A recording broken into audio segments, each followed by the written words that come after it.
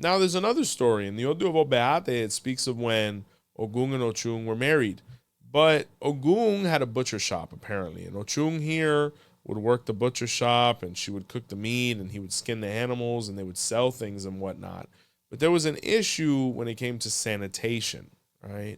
And Oduduwa, who was the governor or the Olofin of that section, was hearing about this, and he was getting complaints that the smell and the conditions were far too unsanitary, whether it was for their neighbors or for their family and children. So he went to investigate, and he sent 𝗃𝗏𝗏 as well. And when they actually looked into it, it was as deplorable as people thought. So, there was a dictamination that was sent.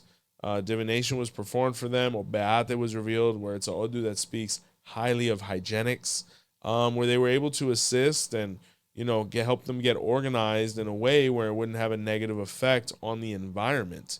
As a result, they were able to have an even better business with better hygiene, and people felt more motivated to go see them rather than fear them out of, food sickness and whatnot. So it's definitely an Odu that speaks of that. And Oshun was the one who would actually sell the product for Ogun to be able to just focus on, sacrificing the animals and feeding people.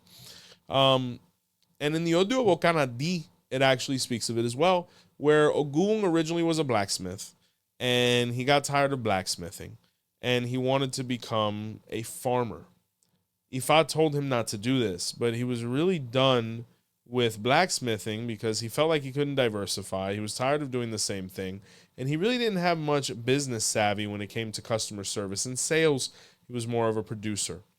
Hey family, the Light Within workshop is going to be visiting Atlanta June 13th and 14th, and New York August 8th and 9th this upcoming 2026.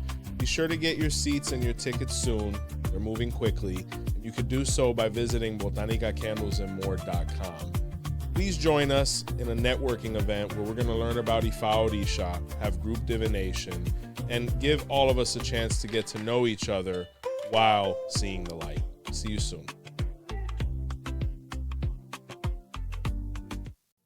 So things went horribly at his farm, and he was on the point of bankruptcy, where he decided to follow through with 𝗃𝗏𝗏𝗏's recommendations, and he performed sacrifice.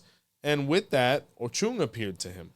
And, she started, talking to him about his business and how they could revamp it through the consistent conversations.